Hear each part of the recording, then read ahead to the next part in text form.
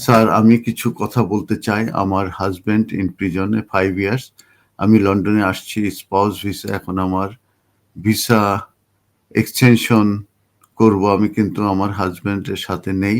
এখন আমার করণীয়, আমার ভিসা 3 মাস বাকি আছে। এটা ভেরি আনফরচুনেট যে আপনি স্পাউস ভিসা এসেছেন এবং আপনার হাজব্যান্ড প্রিজনে আছে।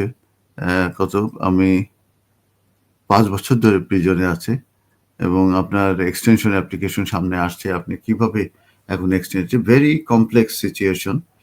আপনি যেটা করতে পারেন সেটা হচ্ছে যে আপনি অ্যাপ্লিকেশন অবশ্যই করবেন এই ভিসা শেষ হওয়ার আগে, কারণ আপনি যদি ওভারস্টেজ যান পরবর্তীতে আপনার জন্য ভেরি ডিফিকাল্ট হয়ে যাবে এখানে লিগাল হওয়া।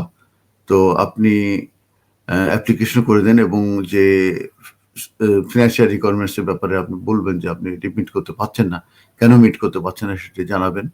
হাজব্যান্ডের সিচুয়েশন কি, কোথায় এই মুহূর্তে কোন প্রিজন সেন্টারে আছে, কি কি সমস্যার কারণে সেগুলো দেবেন এবং আপনি স্পাউস ভিসায় এসেছেন সে সংক্রান্ত এভিডেন্সগুলো দেবেন।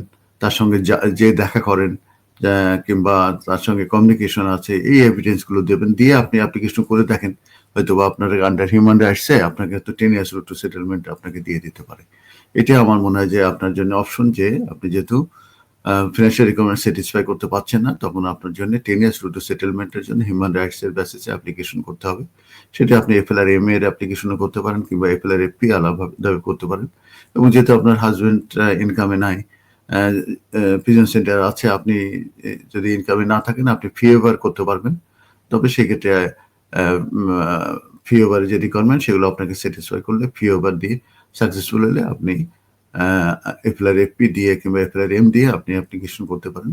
তারা এটা আন্ডার হিউম্যান রাইটসে তারা এটা কনসিডারেশন নেবে এবং আপনার যে কমপ্লিশনের সার্কামস্টেন্স আছে হাজব্যান্ডের সিচুয়েশনের কারণে, সেক্ষেত্রে হয়তো বা আপনার এক্সটেনশন দিয়ে দিতে পারে। ধন্যবাদ। আশা করি আপনার প্রশ্নের উত্তর পেয়েছেন।